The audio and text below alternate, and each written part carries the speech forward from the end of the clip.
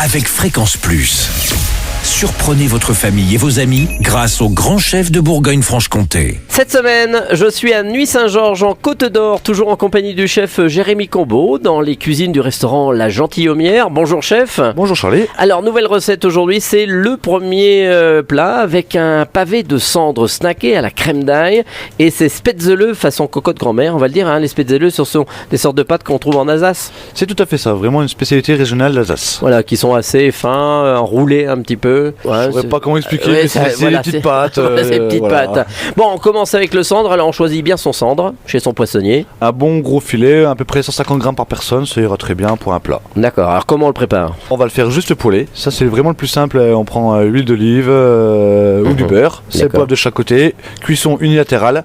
Et à la fin, une fois qu'il est tiède sur la chair. Je me permets, on commence par la peau ou pas? Par la peau, oui. Pour le faire cuire. Toujours. Parce que vous n'êtes pas le premier chef à me faire du cendre, donc j'ai retenu qu'il fallait commencer par la peau.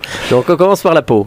Voilà, on la fait bien colorer. Dès que la chair du poisson au-dessus est tiède, on peut stopper la cuisson. D'accord. On retourne le poisson sur une plaque à côté et la chaleur va descendre et va finir de cuire le poisson. Ah oui. C'est si on veut le manger rose à l'arête. D'accord, oui, nacré. Voilà, c'est ça. C'est ce qu'on appelle nacré. Alors une fois qu'on a snacké notre pavé de cendre. Alors on va faire la crème d'ail, donc c'est pas dur, on prend des gousses d'ail qu'on a épluchées, on peut laisser le germe à l'intérieur, on va les blanchir 3 fois, donc départ à froid jusqu'à ébullition, on répète l'opération 3 fois de suite. D'accord. Une fois que c'est fini, et ça fait quoi de le blanchir 3 ça fois? enlève l'amertume. Ah oui, d'accord. Donc 3 fois à ébullition. Une fois qu'on a blanchi 3 fois, on remet dans la casserole, on met 1 litre de crème par-dessus. Toujours de la 35% comme le début? On peut utiliser la 18%. Il n'y a pas besoin d'émulsionner, donc 18%, les crèmes spéciales cuisson liaison fera totalement l'affaire. Tant mieux. Alors une fois qu'on a fait ça, on porte à ébullition, on fait réduire à la convenance qu'on a envie. Si on veut que ce soit un peu sirupeux ou assez liquide.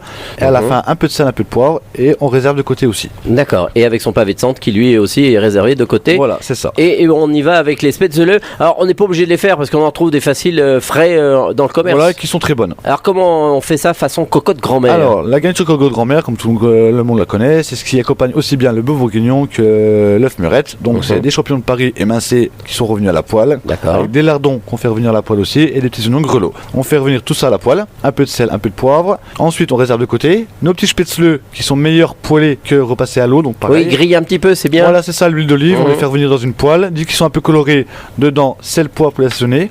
On vient poser notre garniture cocotte grand-mère par-dessus. On les snack encore un petit peu et un peu de persil cisé à la fin par-dessus. Voilà, et ensuite on dresse son assiette. Alors on commence par les spätzle. Les spätzle en dessous, dans une assiette creuse. C'est un bon plat en sauce. Ah oui, faut en manger quand même. Voilà, c'est ça. On vient déposer notre pavé de cendre qu'on a réchauffé un peu au four, pas longtemps.